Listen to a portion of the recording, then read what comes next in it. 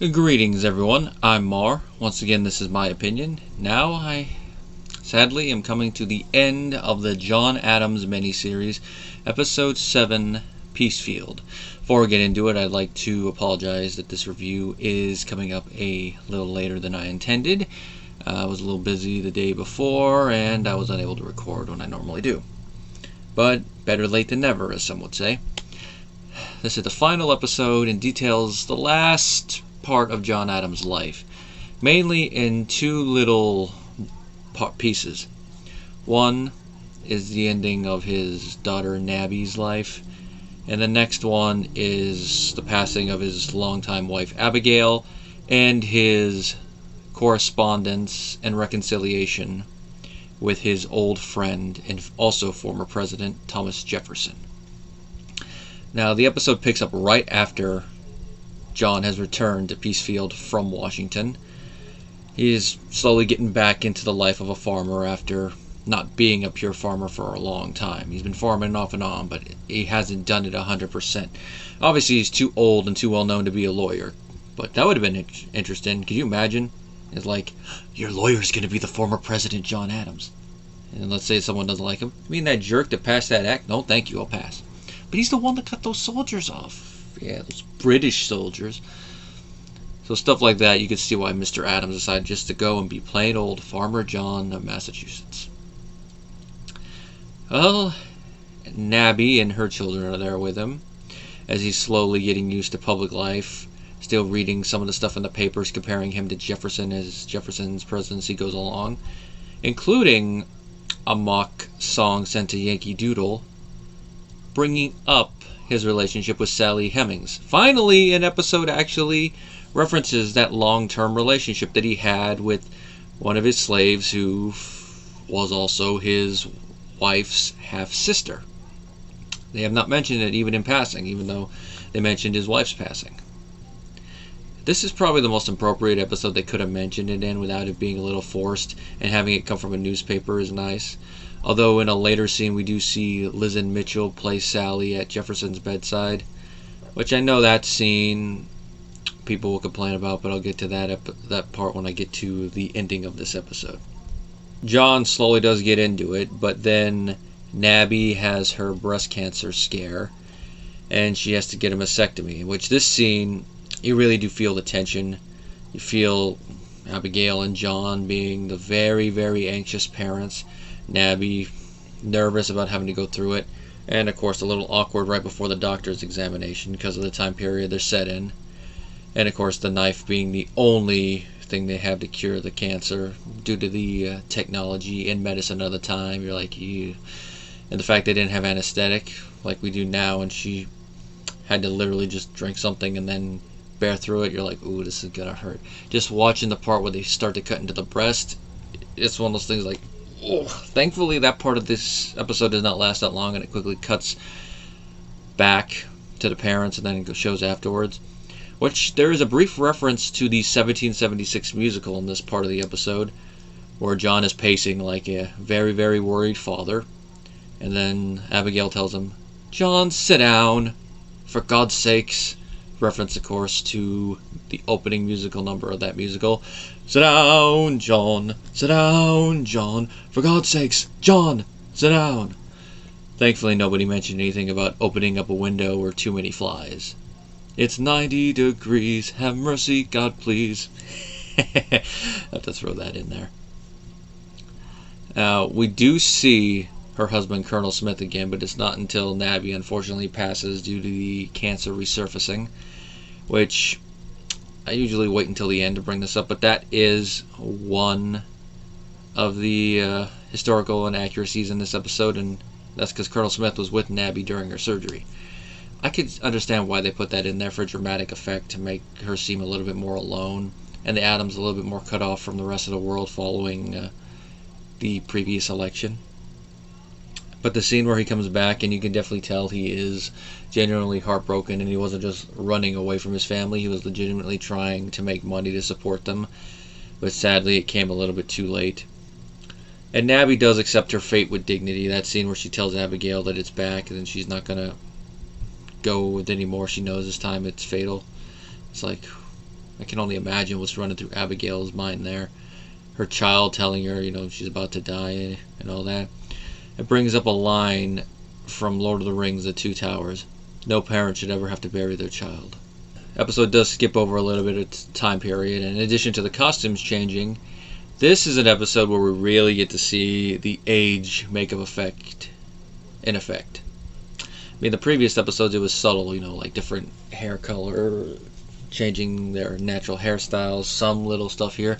But this is where they really got to make up Paul Giamatti and the rest of the cast as they get older to make it plausible, especially Paul when he's playing a 90-year-old John Adams. And you do really believe him, in a combination due to the makeup and the fact that he's an excellent actor, and he played that part perfectly.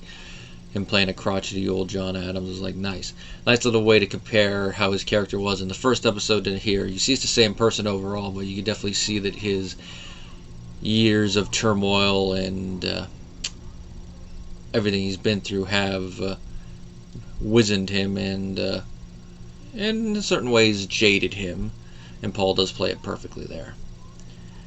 Now Abigail does eventually pass, and in the episode that is John's little kick in the pants to finally start communicating with Jefferson again, even though from his point of view Jefferson played great insult to him.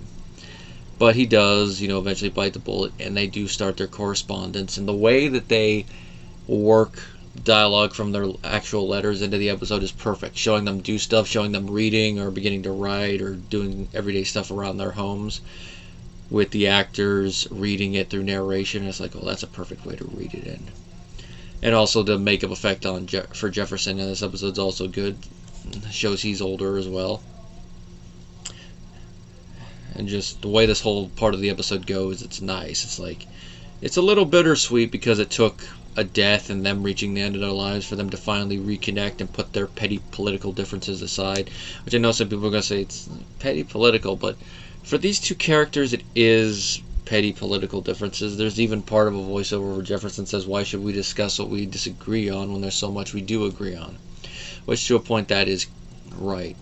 In certain ways you shouldn't destroy relationships and friendships just because of that. But then there are things where, even that's not going to work.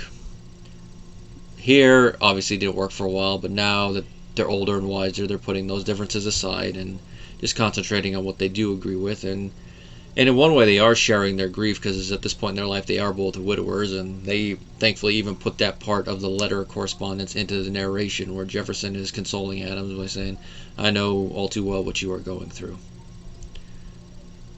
And the only real big historical inaccuracy with this is the fact that their correspondence started before Abigail passed.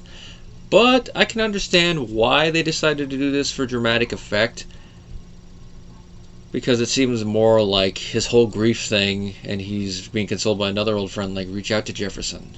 Maybe he'll want to talk with you and all that. Is like, you guys are all you have left. Jefferson is just Monticello, his servants, and his slaves, nothing else. Maybe some extended family, but you're just about all. Then he reaches out. Whereas if Abigail was alive, it might have come off as nagging. I say might, because the previous episodes have made it clear that she is his biggest supporter and his closest advisor. So that would have been something there, and then you could have played into it to, like, after a couple letters, then she passes, and then that's when they really start getting into their correspondence through their shared grief. Technical standpoint, this episode is filmed pretty well. I mean, one note I put in my notes is that the opening shot is a Dutch angle, and there are a couple Dutch angles used in the scene right afterwards, which that's a nice little choice to show that even though they've returned home, not all is well, and they really gotta get back into the whole swing of it being just a simple life now, even though they just came from the political minefield. It's a nice little thing there. And there's a couple times the camera's used effectively later, like during the letter narration when John is walking through a cornfield, when it's just showing him, it's like a straight shot, but then when it goes to show behind, it's like an upside down shot, the camera following him, which is like, oh, that's a little interesting. Bird's eye view, but a little different, getting a little artsy there. And then of course the last scene in the episode after both pass is a scene of Abigail and John just walking through the snow in Massachusetts when they were younger, played over with some correspondence from their letters, which is a nice little way to end the episode in the entire series. And it's one of those ones you're like, that's so fitting. And of course, this episode was also nominated for sound mixing, but of course, the earlier episodes got all the accolades. I'm actually surprised this one didn't get a makeup one because, like I mentioned, it's the actors that are playing the older characters that it works on, but even for John Quincy, there's some nice little makeup there, and with how they do have his hair, John Quincy Adams finally looks like what we imagine John Quincy Adams to look like when we look at the portraits and all that. Still a little bit younger than what he is there, but that's because this is when he's the president. This one scene, and it's also carried over with another letter, and then Quincy asking his father for some political advice on what he's going to do, which you can understand why. If you know about John Quincy Adams' presidency, he was also a one-term president like his father, but if you know the whole controversy surrounding his election and then the fact he lost re-election to Andrew Jackson, one of the worst presidents we've ever had. That's right, I'm going to say it. Andrew Jackson was one of the worst presidents we've ever had. Sure, he did pay off the national debt, and he did destroy the national banking system for that time.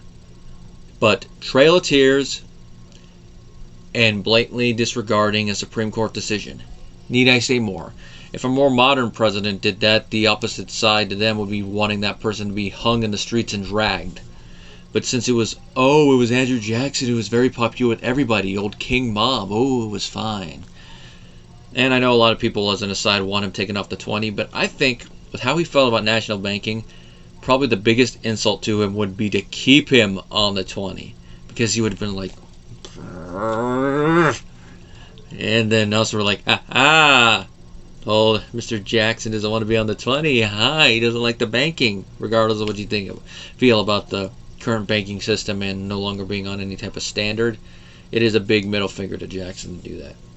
Anyway, a little side thing there. It is nice that the son goes to the father for advice, even though John does try to go around and say, Quincy, you should really be seeking your wife's advice. Of course, it gets him to reminiscent on him and Abigail, their long marriage, and oh boy, what did I do for their advice here? The scene where Adams goes to critique the painting is a nice scene. I do like they do recreate the painting that is being discussed, of course, modifying the image of the characters we have seen to more look like they're actors. Nice little bit of show continuity. Now, in real life, his only critique was to point at a backroom door and say, "When I nominated George Washington for Commander-in-Chief of the Army," he took his hat and rushed out that door, which you do kind of see in the episode proper when he is nominated. But here he goes on mentioning about the space and all that, saying it's just legs and ankles, and then of course, it is very bad history. I think they threw that scene in there intentionally, just so that the people that were historians and all them looking at it and go, that's not how it happened, that's not how it happened. Even though you should know, even a biopic, they're going to have some things wrong for dramatic effect, but as long as they get the main part of the story right, that's all that should matter, unless it's something very egregious, like the kamikaze pilots firing on citizens in Pearl Harbor, something like that. Here, him doing his little rant about it, even though the painter does try to defend it with some dramatic and artistic license, and then he goes, it's very bad history.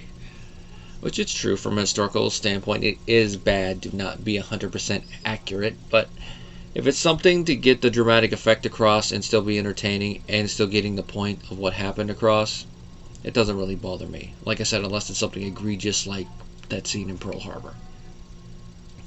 Or if they present it in a way where people are going to really think that's how it actually happened. Like, I know some people think how Braveheart happened is how it happened, but if you know from the start that that's more based on the legend of William Wallace than actual fact, it's fine. I know some people are going to say, well, what about American films? Both of Disney's David Crockett films. Need I say more? But nice little way to kind of cut off that critique at the past by having the character even acknowledge it and go, it's very bad history. It's like in Rocky when we have Rocky point out the fact that the trunks on the thing are wrong instead of trying to ignore it. No, those are the wrong trunks. I do think the death scenes are filmed pretty well of both Jefferson and Adams, and that's the perfect way to end the episode proper, is with their slow passing on the 4th of July, which I know some people are going to go, that sounds a little bit too convenient. It was convenient, But it did happen. They both passed on the 4th of July within hours of each other.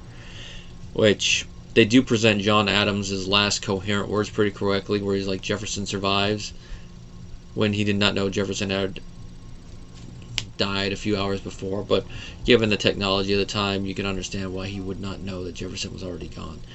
Now, that was not technically his last words like is presented in the episode. It's his last coherent words. From what I remember reading, his last actual word was some incoherent rambling while he was trying to call to one of his grandchildren. Probably one of those things like, I'm going, and then slowly passed. Of course, for drama, it's a little bit better to have him just say Jefferson survives and then slowly pass. Now, of course, Jefferson's death scene, he is surrounded by his servants and some slaves. One of which, of course, is Sally Heming, and she looks distraught during it. Now, I know the people that really do critique that whole thing with their relationship are going to be like, oh yeah, they're just presenting it as happy, which, well, they're free to do that. The way I look at it, since we don't have Sally's side of the story, we don't really know exactly how that relationship was. We're just going off of our modern interpretations of such a relationship, and also because the fact there's that master-slave dynamic. That could have something to do with it. But it's one of those ones that we can hypothesize about it, but we can never 100% know exactly how that relationship was. It could have been Jefferson being a prick and, holding the master position over his slave. Could have been that there actually was some genuine feelings on both sides, and the fact that she was his slave was just happenstance. We don't know. I know some people are going to say that's a devil advocate position, but when you try to think about it, it's kind of true. I mean, that whole master-slave dynamic does kind of play a part, and it does kind of bring up a dark implication. And I mean dark as in negative, not dark as in before anyone decides to be a little smart-ass there. But it's one of those things like, who knows, maybe they did have feelings for one another. Of course, there's also the weird thing that she was technically his sister-in-law, since she was his wife's half-sister. But of course, if that actually was thought of mentally there or was just subconscious, we'll never know, because that might be one thing that a lot of the slave owners maybe had in the back of their mind when they dealt with some of their slaves, but they did not really talk about it. But that scene being there does make a little sense for me. Even if their relationship was not really romantic and it really was the whole master holding a position over a slave, he's dying. That means that their master is going to be gone, and now they're going into an uncertain future. I didn't have it in my notes, but if I remember right, Jefferson, I think, did free some of his slaves in his will, but don't 100% quote me on that. I'd have to really look at that again. I believe that is what he did, though, if I remember right. Of course, the whole Sally Thompson in later years had the controversy because they actually had to do the DNA test of some of the Jefferson descendants for Sally's descendants to prove they were relations, and it was true. That's probably the other reason that Sally's a little upset, is that even if it's unspoken, the father of her children, they're dying even. So it's that little combination thing there. And I mean, even when he's dying, one of the other slaves that's fanning him is like, get Sally. So I think they're implying there that there probably would have been some romantic feelings there, but that's their interpretation of it, because we just don't 100% know, like I said before. And if it's one of those things you really hate about the episode, alright, that is your prerogative to hate how they interpret the history in that moment. But for me, it's like, it is what it is. We're never going to know either way what it is. Unless we can invent time travel, go back and be like, there's Mr. Jefferson, there's Sally, oh yep, that's copulation. And that concludes my thoughts on the episode. Like I said at the top, it focuses on 2 parts of Adams' post-presidency history. The only other thing to talk about is that he does really care about how posterity will show him, and it is brought up in his letters with Jefferson, but then Jefferson should sit down. It's like, only the facts will be our posterity, which is true, when it comes to the revolution at least. As some of the other things I've said in this review show, other parts it's not going to be 100%. And that also concludes my review of the miniseries. Overall, it is a very good miniseries. I mean, it's not 100% historically accurate, and there are moments where you're thinking, okay, is that how it actually happened, or is that for dramatic effect? But either way, it is a good miniseries. Makes you like the character, even though you do kind of question some of his motives in places, especially in the later episodes when it brings in the politics. you do see why, from a technical standpoint, it was critically acclaimed. And depending on how you like history, it does make you want to go and research a little bit more. Especially from the later periods where they jump over a lot of history and you're like, okay, what year is it? Oh, blah, blah, blah. What year is it? Oh, blah, blah, blah. And I know with me, it makes me want to go look in a little bit more history. I mean, for some of those ones, I had to look into it to find out some of the stuff to even talk about. So that was fun. Makes me want to get one of those books about John Adams and actually research his life more. Who knows, maybe that might be an interesting video to do about down the road and actually talk more about John Adams. We'll see. I know I have a book over there about the Revolution I got to read that I've had on the shelf for about 7 years now. It's about 1775 and how the stuff of that year led into the Revolution starting in 76. But it is what it is there. Thank you all for watching. If you enjoyed, be sure to like and subscribe down below. If you do want to support the channel, you can either join the Patreon down below, which you'll get early access to the videos, and you'll also get to do requests. Like my old friend John Zero Cool. His last request, of course, was the Blue Collar in Cinema video that I did. And if you just want to do a one-off request and don't want to feel committed, there's also the PayPal link down below. If you want to request a film to watch, do it. Want me to request certain episodes of a show or to watch a season, go. But just so you know, if it's a whole season, that might be a little bit more pricey. Thank you for watching. Until next time, guys.